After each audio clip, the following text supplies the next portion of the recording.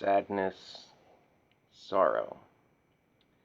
Unfortunately, things as INFJs we know pretty intimately. A good way to sum it up, I was reading through some poetry, and, one of a poet that I read a lot of, especially during my teenage years, which once I read you the poem and who it's written by, you're going to realize that, these weren't such great times. Deep into that darkness peering, long I stood there, wandering, fearing, doubting, dreaming dreams no mortal ever dared to dream before. Edgar Allan Poe. So, sorrow as an INFJ. Why are we drawn to it? Why can we relate to sadness and isolation oh so well? So, it seems, that a majority of us have spent a good portion of our lives, feeling alone, misunderstood, or forced into a mold that wasn't true to our nature. Yeah, this describes my life in Chester County, at least my time in Chester County, pretty well, because I don't fit into that good old boy mold at all. And not only do I not fit, I actively try to destroy it. So, many INFJs see isolation, loneliness, and heartbreak, and we easily identify with it. We connect with the pain and find cathartic relief in empathizing with it. It's an expression of sadness and loneliness, and in sharing those emotions with somebody, an INFJ finds a true friend. For INFJs who have felt alone and cut off from the world through certain times, sometimes much of our lives,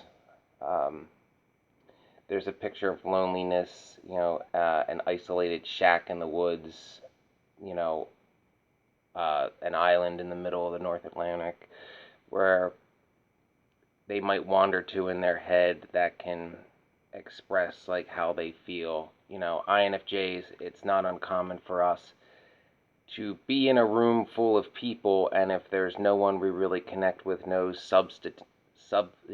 talk today. Yeah, no conversation with substance. We'll feel completely alone in that crowded room if there's no deep conversation, no connection, and doesn't matter how pretty the people in that room are. I know what that feeling's like, in a room full of models even. So for us, we find sadness compelling. INFJs were deeply concerned with, who is hurting in the people we care about. We show strong tendencies towards careers in psychology, counseling, careers where we can help people, like working in nonprofits, certain aspects of the legal profession, um, nursing, fire service, things where we feel like we're being part of the greater good and doing something in some way to end suffering. Obviously, we're highly empathetic types, and while different INFJs can experience emotions in different ways, we have this desire to try to like put ourselves in another person's shoes. We're not the best at it, to be honest. Like, we easily empathize and we feel other people's emotions, yes, but to act, we just feel it. We don't necessarily understand it. We try like hell to, but it doesn't always work that way. It's a little difficult to explain, but you know what I'm getting at. So, INFJs, obviously, we have no interest in, a sugar-coated life or what's on the surface level, and we seek to gain a deeper and more intimate understanding and deeper truth amongst somebody's sorrow and suffering. Like for an INFJ, for example, a solution to getting over a breakup wouldn't be to go to the bar and get hammered and have a one night stand. It's like, that's not going to fix anything. That's just going to give me a hangover. And it's like, one night stand, I can't do that. No. So, despite the fact, though, that INFJs are true introverts, yet we're also a feeling type, so we have this longing for meaningful connections with other people. However, the depth that we do crave in relationships is often hard to find. I can't mention that enough. Yes, there are people that understand us. Yes, they are more common than us, but that ain't saying much. Okay, in sadness, we also feel this unifying sense of vulnerability that we can relate to. You know, INFJs, as I said, we spend, unfortunately, a lot of time, especially when we're stuck in a situation where we don't want to be and we feel there's no escape, in sorrow and isolation. So when someone else that we have a connection with is feeling that, given that we have sailed those waters so many times, we want to help others navigate through that best we can. And we feel like being with others in their grief and struggles often brings us closer and forms a deeper bond that, in my experience, can sometimes be very true. So, INFJs, we damn it, empathize. There we go. I swear I have not been drinking. Uh, we do like to immerse ourselves in emotions, and given our intuitive nature and empathetic nature, we can't really avoid that all that well either. I've tried. Uh, so INFJs enjoy feeling, empathizing, understanding, and this means, we are constantly inundated with negative emotions. When you can pick up on other people's emotions and intuitive cues, you're going to pick up the negative as well as the positive, and the emotions of those around us typically have a lot of effect on us as INFJs. So the more negative environment an INFJ is in, that INFJ is going to be more prone to sadness, which is not good. Which is why, and I'm going to relate this to narcissistic abuse. If you're anybody, but we're talking about INFJ. So if you're an INFJ stuck in a narcissistic situation, get out. You have to get out. Like, that toxic environment's never going to get better. You can't save it. You can't change it. The only way to improve your life is to go no contact and get away from those people, and don't tell them where you go. Or go far enough where they can't follow you. Working on that.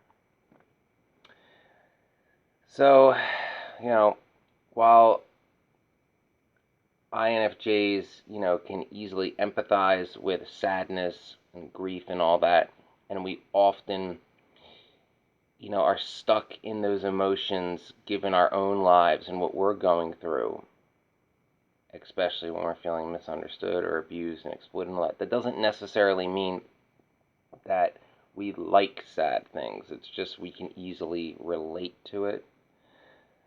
So, there are certain generalities about personality types that don't apply to everyone. I mean, for every INFJ who may be drawn to sad things, there are some that prefer to focus on more cheerful, upbeat parts. Again, I prefer that myself. I prefer not to dwell in the darkness. I'm drawn to very, empathetic, cheerful people. I've made it abundantly known that, my favorite people tend to be ENFJs.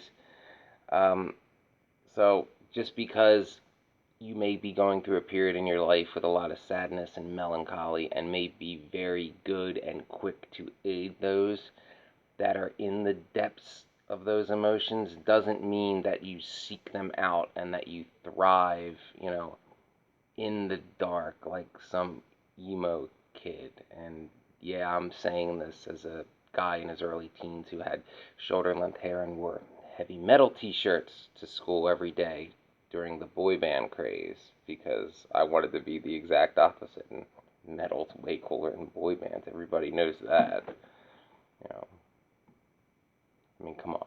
Iron Maiden or In Sync. The answer of which is better is obvious. Alright.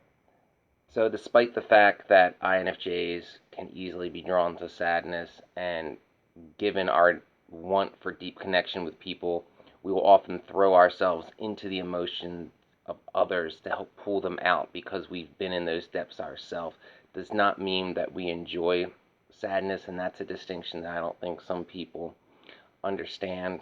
You know, as intuitive feelers with, the strongest intuition, it is kind of our duty to help our friends in sorrow to better understand like the deep meaning of why they feel that way instead of just focusing on the surface level stuff, which at best would provide them temporary reprieve from those emotions.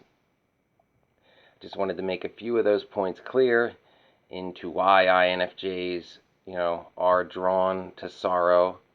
And despite the fact that we're drawn to it and often go through it, does not mean that we enjoy constantly being in that emotional state. So remember, trust your intuition when dealing with your own sorrow and helping others with theirs. And don't sell out your integrity just to cheer somebody up via some surface level way.